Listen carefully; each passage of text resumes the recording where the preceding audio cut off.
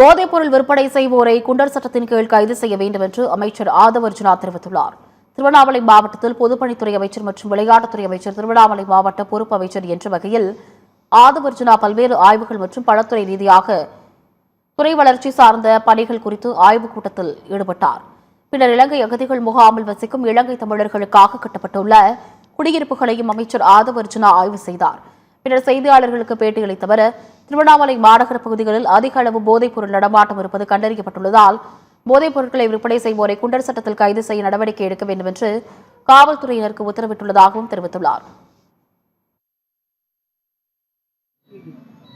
Drugs பிரச்சனை, முக்கியமா கஞ்சா பிரச்சனை திருவண்ணாமலையில் எல்லா பக்கமும் இருக்கு. அதை கடுமையான நடவடிக்கை மூலம், குண்டர் தடுப்பு நடவடிக்கையின் மூலம் யாரா இருந்தாலும் குண்டர் சட்டத்துல அரெஸ்ட் பண்ணி கஞ்சா யாரு சேல்ஸ் பண்ணாலும் உடனடியாக குண்டர் சட்டத்தில் அடைக்க சொல்லியிருக்கோம்.